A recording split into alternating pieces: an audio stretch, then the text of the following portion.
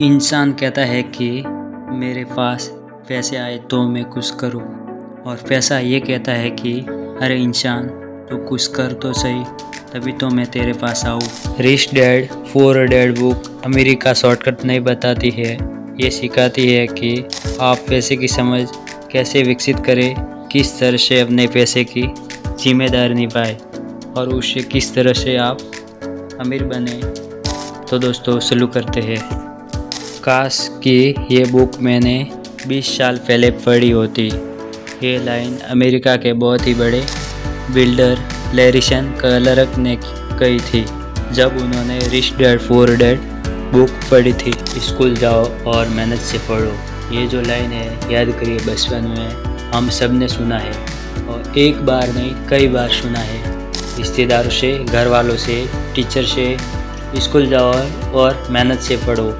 एक वक्त तो ऐसा लगता था कि बस पढ़ते रहो, पर जैसे जैसे समझ आगे बढ़ी, एक सवाल मन में घर करने लगा, आखिर हम पढ़ किस लिए रहे हैं। देखिए, स्कूल जाना और पढ़ाई करना ये बहुत ही अच्छी बात है, लेकिन अगर कोई काम किया जा रहा है तो उसके पीछे कुछ वजह होनी चाहिए।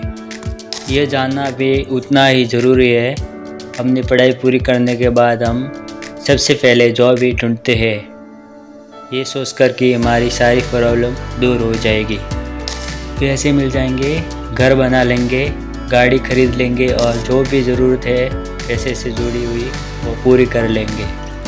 पर ऐसा होता नहीं है। बहुत सारे लोग अच्छी जॉब और बहुत ही अच्छी सैलरी होने के बावजूद भी खुश नहीं होते हैं। वो अपनी ज़रूरत पूरी नहीं कर पाते हैं, बहुत ही मुश्किल से घर का खर्च चला पाते हैं और वो लगे रहते हैं कि इस उम्मीद में कि शायद अगले साल फिर से इंक्रीमेंट होगा, फिर से पैसे बढ़ेंगे और उन पैसों से हम अपनी ज़रूरत जो पूरी नहीं कर पाए हैं उन्हें पूरा कर लेंगे। पर वो और ज़्यादा मेहनत करने लगते हैं प्रमोशन पाने के लिए, पर वक्त के साथ साथ हमारी ज़रूरत, हमारा लालच बढ़ने लगता है। और इसी प्रकार सुए बिल्ली के इसी खेल में हमारी ज़िंदगी का भी एक पैटर्न बन जाता है। ज़्यादा मेहनत करो, ज़्यादा पैसा कमाओ, घर का खर्च चलाओ, पैसे ख़त्म, फिर ज़्यादा मेहनत करो, और ये विशेषकर चलता रहता है। इस सर्कल में हम गोल गोल घूमते रहते हैं। रॉबर्ट कियोसाकी कहते हैं कि उनकी ये पैसे से जुड़ी शिक्षा, वित्तीय शिक्षा, जब वो 9 साल के थे तभी शुरू हो गई थी। पर सबसे ज़रूरी बात ये थी कि उन्होंने जो पहला कदम उठाया, ये निर्णय लिया था कि उन्हें किसकी बात सुननी है। अब उन्हें पुअर डैड की, जो कि बहुत ही पढ़े लिखे हैं पर पैसों को अहमियत नहीं देते हैं, या फिर रिच डैड की बात, जो कि उन्हें उतना ही प्यार करते हैं जितना कि उनके पुअर डैड। पर उन्होंने पैसों को कभी छोटा नहीं समझा। और कियोसाकी कहते हैं कि सिर्फ 9 साल के थे तो उनके रिच डैड ने बहुत ही आसान शब्दों में उन्हें वो लेसन पढ़ाए, पैसों के बारे में वो लेसन सिखाए। हम किससे सीख रहे हैं और किसकी बात मान रहे हैं और किससे अपना मार्गदर्शन चुन रहे हैं, ये बहुत ही ज़रूरी है, क्योंकि जो हमें गाइड कर रहा है अगर उसका नज़रिया ये अलग है तो वो आपको सही मंजिल की ओर नहीं पहुंचा पाएगा।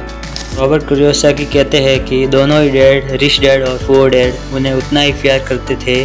सिर्फ नज़रिए की वजह से रॉबर्ट कियोसाकी ने अपने रिच डैड की बात सुनना शुरू किया। रॉबर्ट कहते हैं कि जब तक उनके रिच डैड रहे, उन्होंने पूरे लाइफ में सिर्फ 6 लेसन ही उन्होंने सिखाए, और ये 6 लेसन उन्होंने अपनी book rich dad poor dad में लिखे हैं, जो कि एक बच्चा भी उसे समझ सकता है। सबक नंबर 1, अमीर लोग पैसों के लिए काम नहीं करते हैं। सबक नंबर 2, पैसों की समझ की सिखानी चाहिए।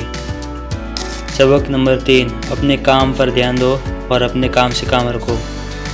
सबक नंबर 4, टैक्स क्या होता है समझो और कॉर्पोरेशन की ताकत। सबक नंबर 5, अमीर लोग पैसे को जन्म देते हैं। सबक नंबर 6, पैसे कमाने के लिए काम न करें, सीखने के लिए काम करें। रिच डैड पुअर डैड आपको ये सिखाती है कि अमीर बनना और अमीर बने रहना दोनों में बहुत ही ज़्यादा डिफरेंट है।